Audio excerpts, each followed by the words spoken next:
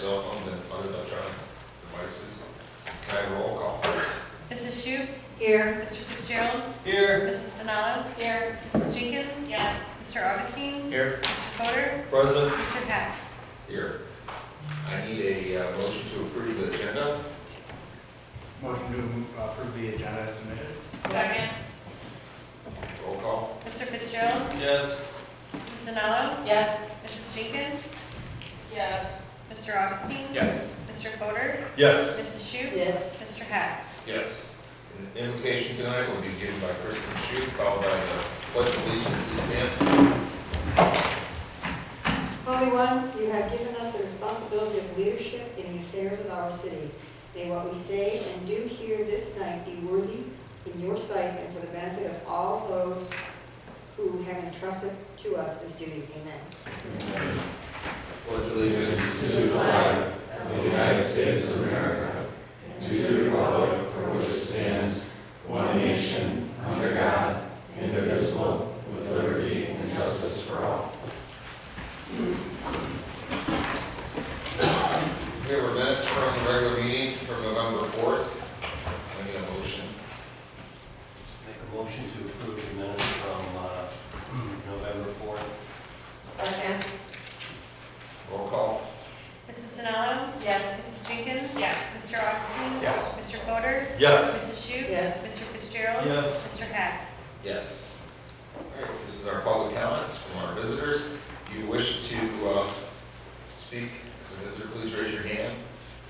When called upon, please use the podium. Clearly state your name and address into the microphone and limit your comments to 3 minutes. Any dialogue must be conducted through me as president of council. All other comments or questions be addressed to the council, administration, or both. Yes. Okay. Addison, please come on. Should have brought you a step stool. I know, I was. Please state your name and address, please. My name is Addison Mann, and my address is 570 Henry. So I'm talking about light pollution today. Do you want to search this?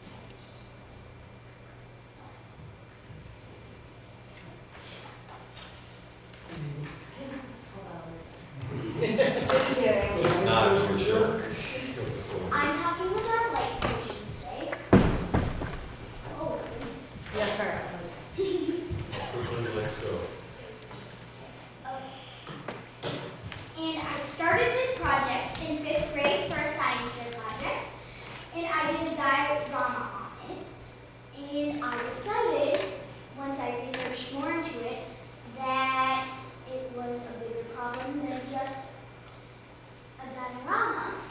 So I decided to contact Miss Monica and ask about changing the light post on our street. So the definition of light pollution is the misuse or misdirected use of artificial light. And we have a lot of artificial light. There are 2 lamps over there, and lights all around this room. All of that creates light pollution. Things that cause light pollution: lampposts, traffic lights, lamps, car headlights, phones, etc. Things that are affected by light pollution: animals, plants, people, and the atmosphere. That's a lot of things that are affected by light pollution. So, how light pollution affects animals?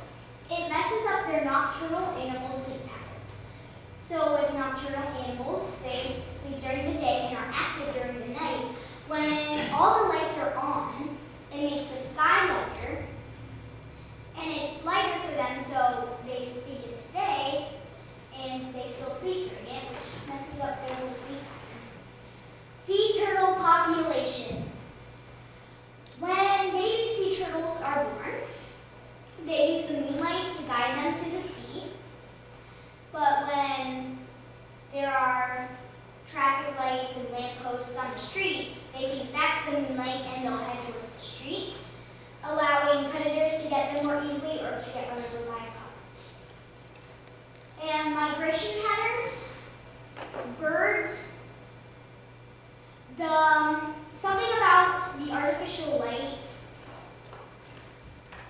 the color of it affects it, and they will stop and land on it, and they won't get off of it, the lampposts. And insect curiosity. I see all the time moths by a light, and I never knew, but it actually kills. It kills lots of insects that are attracted to the lights. And some insects are very good. Some are okay. How light pollution affects plants.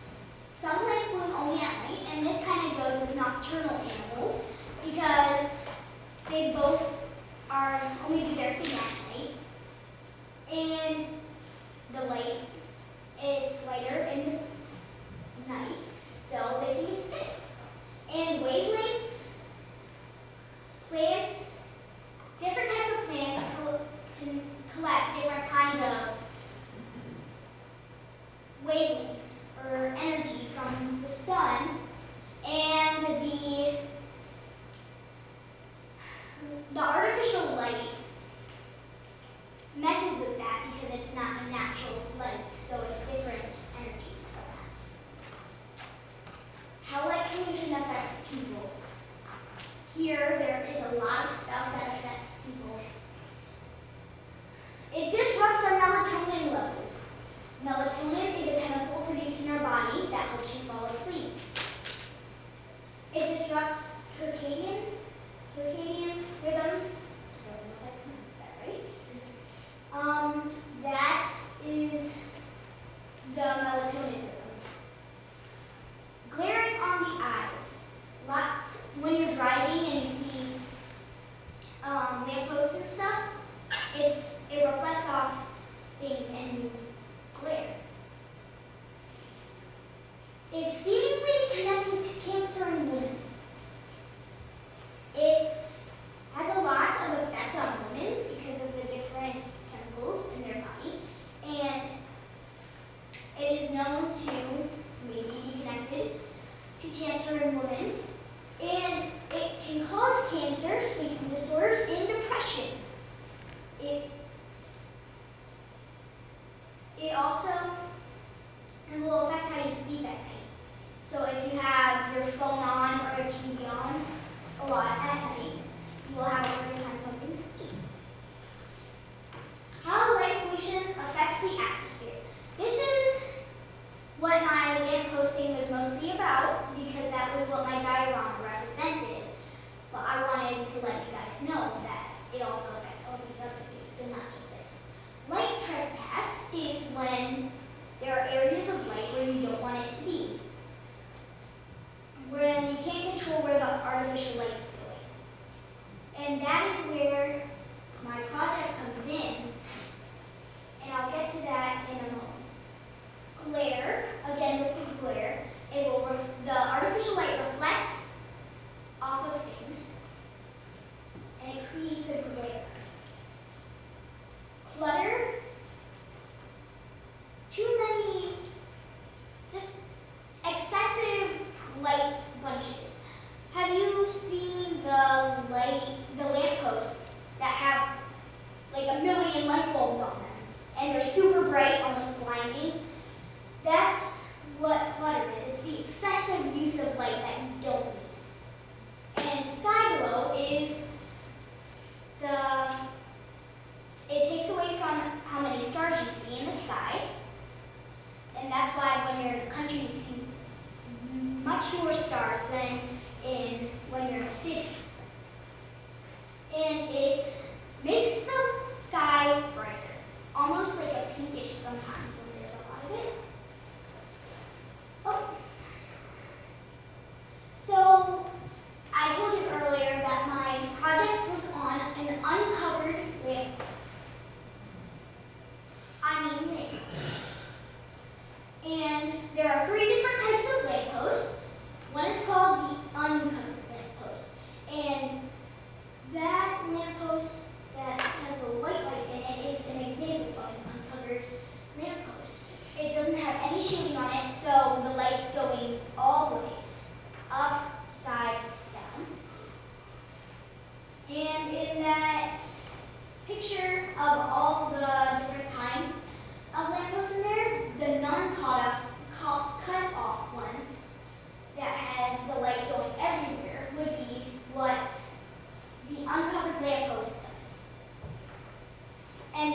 the uncovered lamppost is actually the lamppost we have on our street.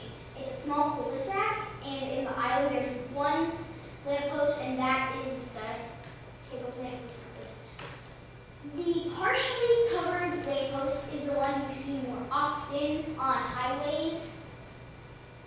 And what it is it's just the light, the lamppost, and it's shielding the top. So it's going, the light's going from the sides and maybe a little bit to the top, diagonally, and down. So that's a semi-cutoff on that diagram we all for, where it's going diagonal up to the sides and then down, and then the cutoff where it's just going to the sides and down. Those are a little bit better than the uncovered lampposts because there's less artificial light showing, so it doesn't create as much light pollution. And then the fully covered lamppost. This lamppost has the top of the lamppost covered and then the sides, so it's only going down. That would be the full cutoff on that diagram before. And this one is the best for the environment because it's only going where you need it to go, which is down, where the roads are. It also helps with light trespass. And lots of people think that that's not good because it doesn't create enough light. It really does. I know some lampposts you can create, like you can add light onto it or make it brighter. It's really not bad. It's just directing all the light down. So you still have the same amount of light. It's just going down where you put it. So I wanted to add a picture of a light pollution sky and a no light pollution sky. The light polluted sky is that pinkish, purpley, orange sky, and you can see literally, well, maybe a couple of dim stars, but no stars. And then the no light pollution sky. There's a huge difference, and I think one difference is way prettier again. But right now, ours is really more of a light polluted sky. You don't see that many stars, and it's brighter. But if we change some of the lampposts to fully covered, that might be the outcome. That sky, and healthier people, animals, plants, and environment. My proposal, I looked at many different lampposts to change the one on our drive or street, and one of the two of them are replacing the whole lamppost, and one, which I thought was really smart, is a cap, a fully covered cap, and reflectors you put in it. So the cap you put over the lamppost, and the reflector, that's that tin thing, I don't know what it is, but you put it in there, and it reflects the light down. So it's not going up or to the side, it's just going down where you need it. And that is the less expensive option because it's not replacing the full lamppost. And the other two are both fully covered lampposts. The one that is just going up and and it doesn't have that big hoop there, is one option we can do. And it's fully covered. And you see the little cap, the metal cap on top, that's allowing the light to just go down. And then same one with that little hoop one, except it has a little bit of a different design. I really like the idea of the cap and reflector because I know some people on the street like the shape of our lamppost and how unique it is. So I thought the cap and reflector would be a very good idea because all it would do is just point the light down.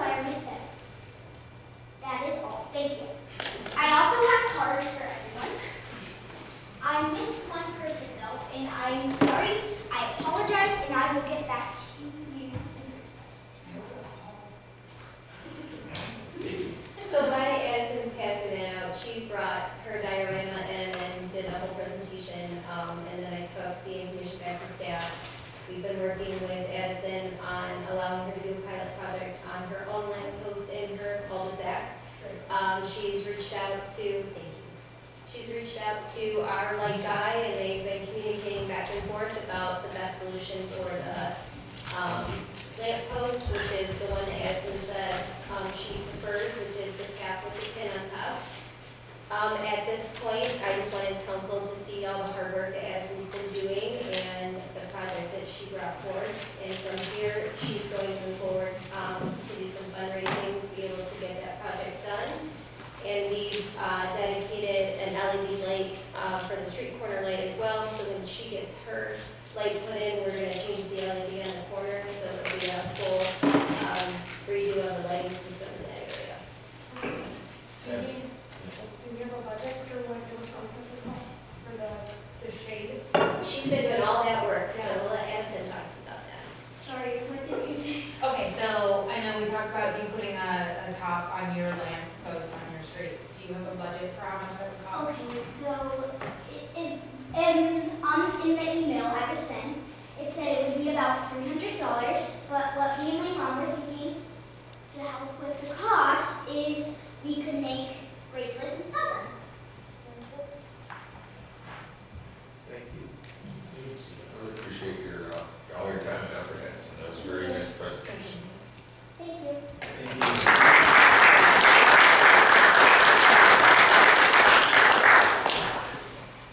Arthur. Start to follow that. Arthur has a really great house. You only get No, Archie, I just want to say, we do have deflectors on our lights, so the sea turtles are safe. Just a question, I missed a few meetings, so I might have missed it. Seems as though our water bill doubled, what do you think about that? Is anybody complaining about that? No, but if it doubled, then we would have utilities look at it to make sure the meter and everything's okay. So make sure you get with Andy and utilities. Andy? I'll check it out for you. Yeah, Thank you. no problem. All right. Committee reports, planning commission. Good evening. Two things to bring up from the November 14th, 2019 Planning Commission. One was Encore Estates was present for the approval of Phase 1. Phase 1 did get approved, which includes about 30 lots in Phase 1. That was passed.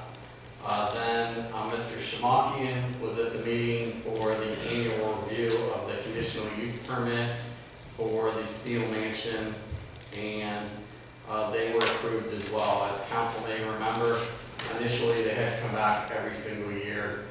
This is the first time they were approved for a 5-year period. So as long as we have no issues, their permit will be good, or their conditional use will be good for 5 years. And that's all. Any questions? We'll move into legislation. If you wish to comment on legislation, you must request to do so at this time. Those making such a request will be called on after the reading. Any dialogue conducted through me as president of council. All other comments or questions can be addressed to the council administration or both. When called upon, please use the podium. Remember, clearly state your name and address into the microphone, and limit your comments to 3 minutes. So, ordinance number 1, ordinance number 2, ordinance number 3, ordinance number 4, and ordinance number 5. Okay, let's move into ordinance number 1, second reading. Ordinance authorizing and directing the city manager to enter into an agreement with the Board of the Lake County Commissioners requesting the services of the board, with the building inspector of Lake County, Ohio, and declaring an emergency. We presented this at the last meeting. This would allow us to request the services of Lake County Building Department through the Lake County Commissioners. We did a brief presentation. It would allow us a savings of approximately $100,000, with $20,000 of that being from the general fund. And we're recommending that go 3 readings. Answer the question. Please. Ben, I think you mentioned it the last meeting, but I can't quite remember. There are some things that we would still be doing in-house, right? Correct. We will still be doing all the zoning, so if people need to get fences, roofing, things of that nature, they would still be responsible for, coming to the building department and getting those. In addition, they will be responsible for registering with us as well.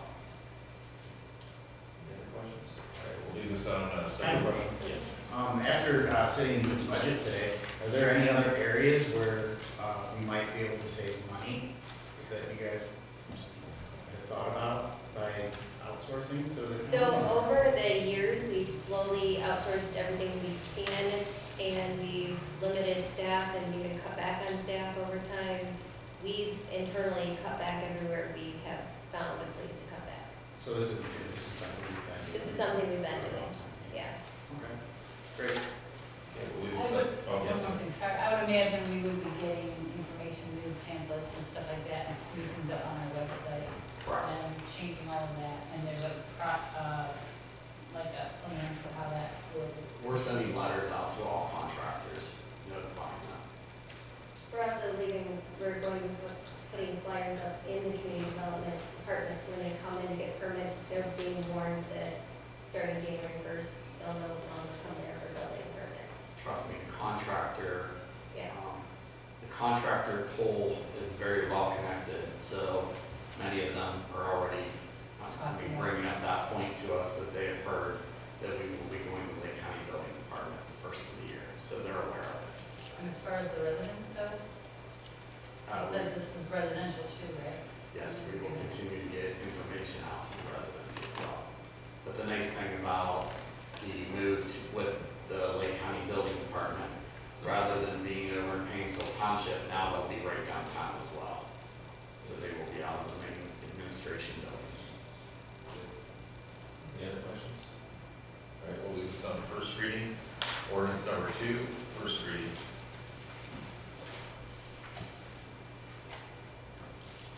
An ordinance amending chapter 1303 of the Painesville Code of 1998 relating to chief building official and declaring an emergency. As a result of the proposed recommendation to move to the Lake County Building Department, it is necessary to address any sections of the Painesville Codified Ordinance that addresses building official or chief building official. The proposed legislation before you tonight would enable the city manager or designee to serve as the chief building official in accordance with any and all requirements of the Ohio Board of Building Standards. It removes sections 13.032 permit fees as well, because we are moving to Lake County. We will remove that section, but then it also adds a section which ensures that anyone pulling a building permit complies with our zoning ordinances. So this is the section that you just asked about, that they will be required to pull a zoning ordinance in many cases if they're doing decks or things of that nature. They're also required to get a zoning permit and comply with setbacks and things of that nature. So the final portion of the ordinance addresses that as well. And we're recommended that this go 3 readings, or it could go 2 readings and be passed after the ordinance for the building official, but that needs to be passed first. And I'd be happy to answer any questions. We'll leave that ordinance number 2 on first reading. Ordinance number 3, first reading. An ordinance to approve and adopt the 2019 codified ordinances, including a new matter contained therein and declaring an emergency. This is just routine legislation to adopt the codified ordinances that have already been approved. They've been reviewed by department heads. This can go through reads. Questions on this? Seeing none, ordinance number 3 will stay on first reading. Ordinance number 4, first reading.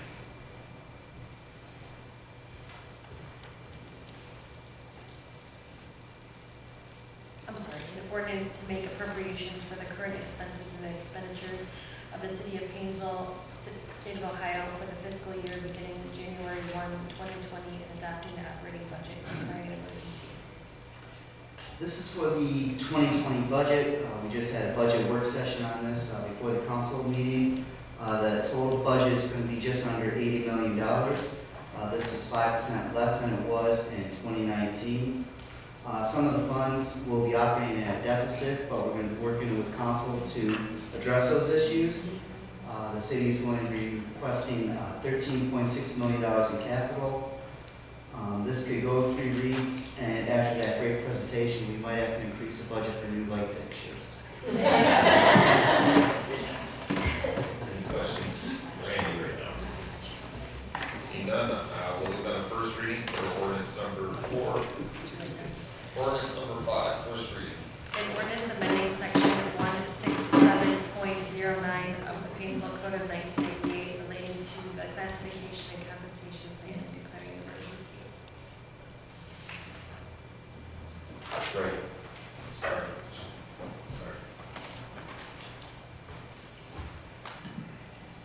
Ray Sternot, 346 Birchwood Lane, Painesville. Mr. President, I'm pleased to see that the city manager's contract will be renewed for another 3 years. Monica's done a great job since she's been here, in my opinion. Her performance and, more importantly, the results she has made when compared to predecessors has been significant. She has opted for more transparency and is more open to resident input and concerns. As a resident, I believe she deserves a raise and a contract extension. However, having said that, the city manager's new salary is effective December 12th of 2019. A 5% increase December 12th, 2020 is 6%, and in 2021 another 6%, seems to be quite large and perhaps something the city cannot afford at this time, especially given the financial conditions of the city. We've had a road levy, a fire levy, now a police levy to help with keeping the general fund barely above water. In addition, because of lower tax revenues, the city will probably be increasing the income tax for residents, either directly or indirectly, through a reciprocity rate change.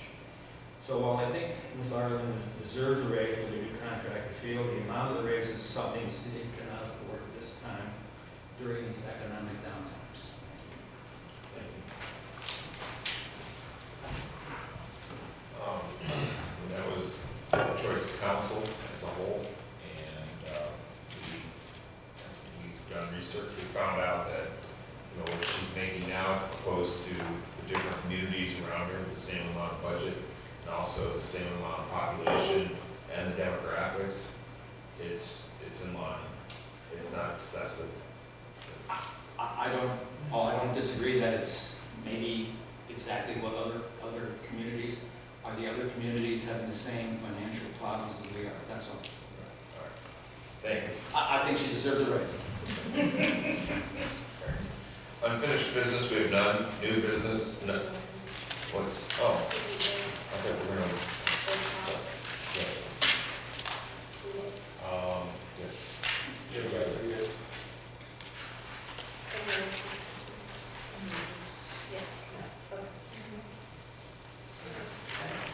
All right, we can either move on to the next. Read it? We have to read it, you just want to read it. Second. It's my fault, I didn't hear. She read it. I'm sorry. Oh, she read it, yes. Okay. Can this go 3 readings? It can go to the national contract. That's what I thought. You guys want to leave this on first reading? Yes. Okay, that's great. We'll leave this on first reading. Save that misunderstanding. Unfinished business, we have none. New business, none. Department presentation, Andy. Oh. None. You guys are done. Administrative report, law director, none. City manager, Nothing further. Sir. correspondence, clerk of council. The next regular council meeting will be held Monday, December 2nd at 7:30. The holiday shop and stroll is this Thursday, November 21st from 5 to 9 on Main Street. Spirit of the season and tree lighting is November 22nd from 5:30 to 8:30 in Painesville Square. Closing comments. Nick? I'd like to congratulate Katie, Christine, and Paul on their re-election. I'd also like to thank Addison for coming in and giving us that excellent presentation this evening. That's it for me. Great. Thank you. Jim?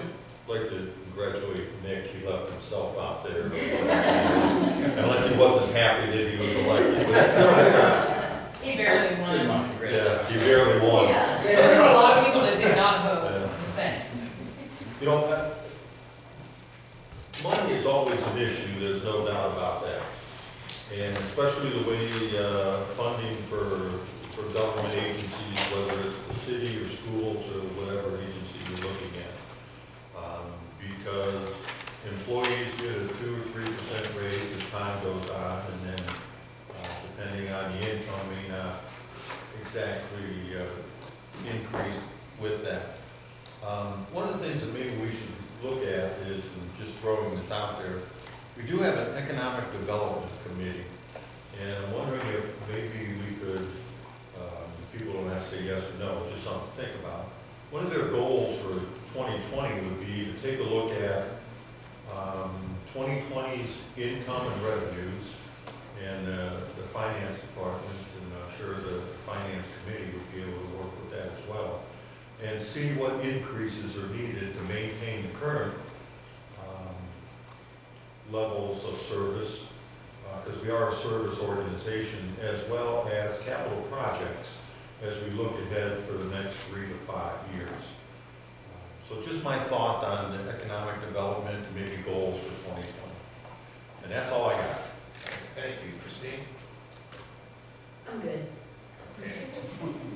Lori? Yeah, I wanted to mention that I attended the annual Ohio Wildlife Conference this past week with Lucy Lewis. And share with you that the mission of the wildlife service agencies is to manage human-wildlife conflict.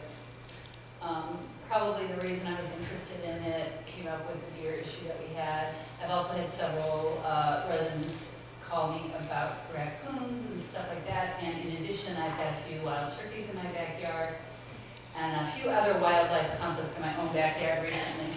The agenda items were very interesting. One was urban coyotes, pollinators in public spaces, which was more about plant life. Then turkeys, the next urban nuisance species, and then talking about birds of prey and management of that, particularly hawks. And then a big section on understanding the public audiences and how important effective communication with your audience is.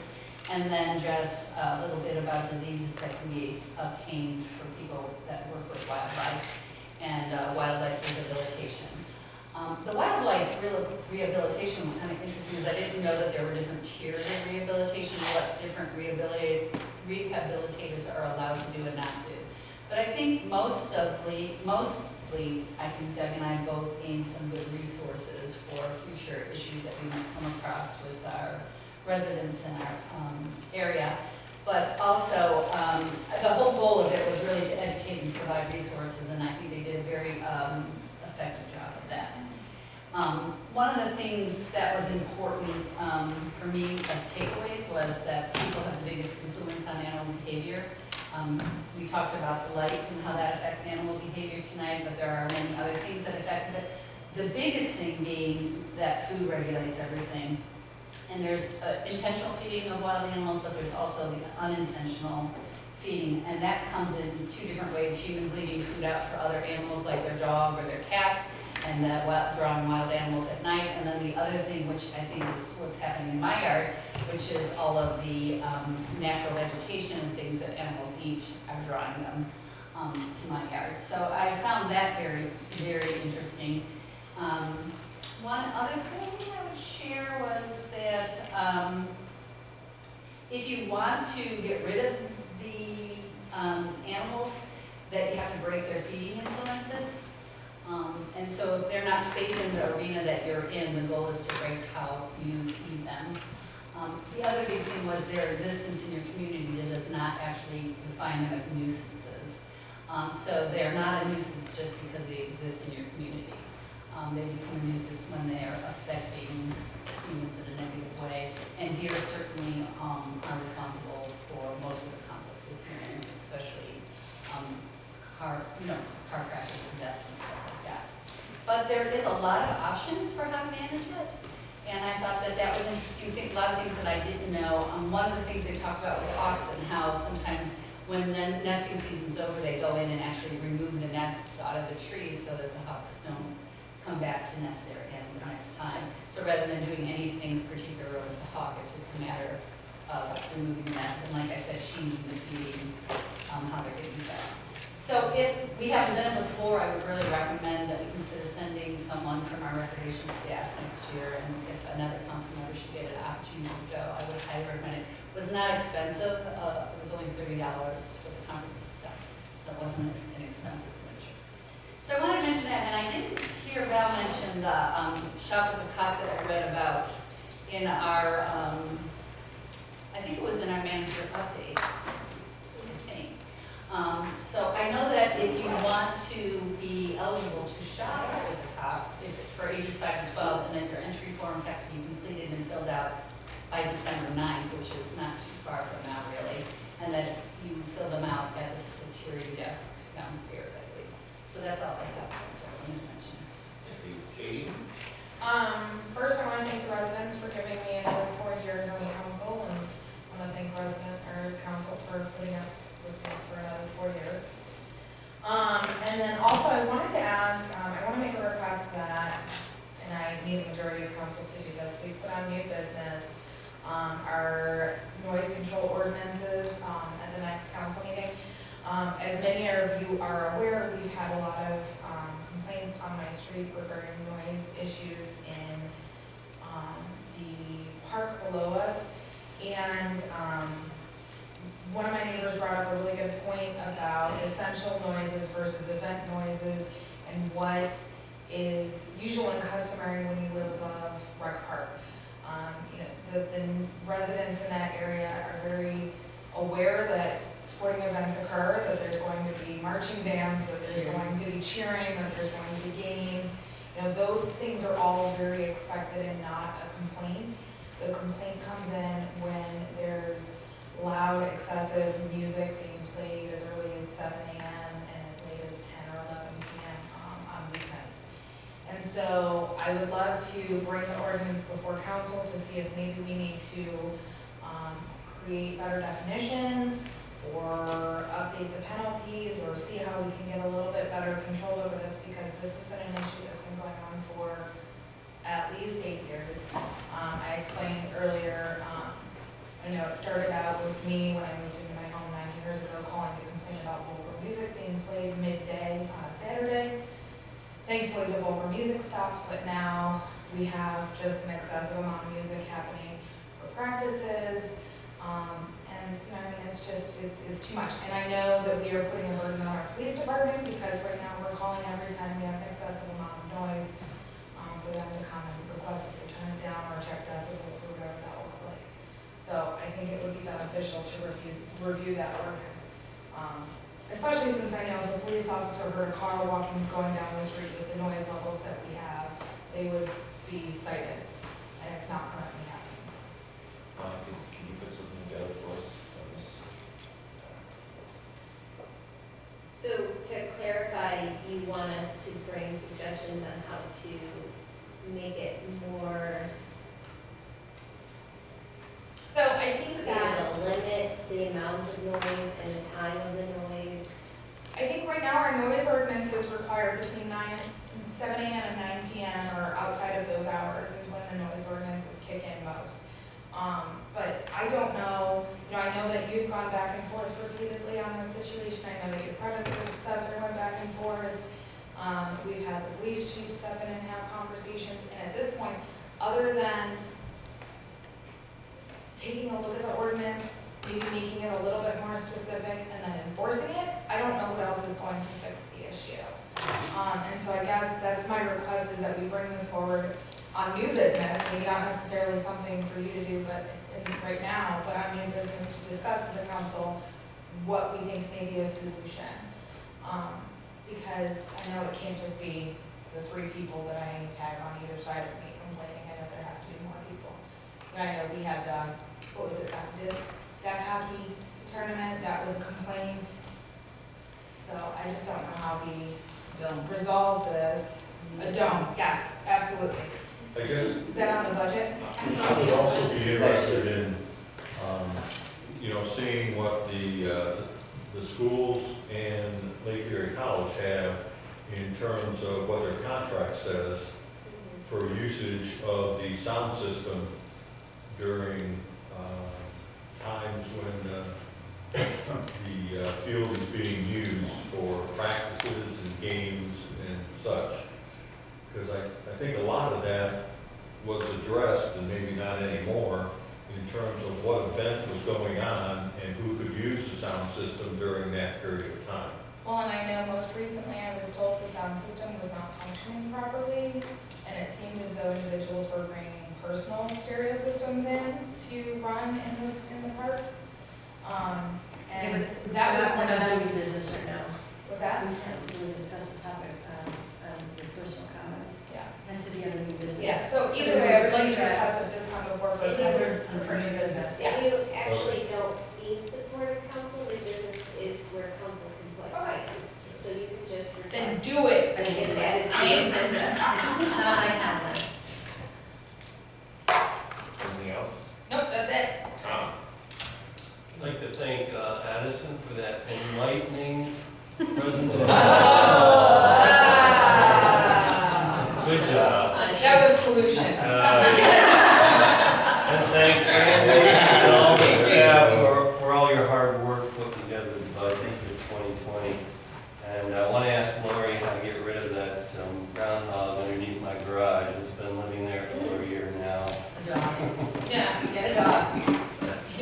That's all. Get the dogs out. Well, I don't have to bring the dogs. Hope to see you guys out on Thursday night, it's always a fun time, and then also Friday night, some back-to-back excitement. And also I want to wish the Harvey Red Raiders basketball team much luck this year, they got a really good team, so, the sun's on it.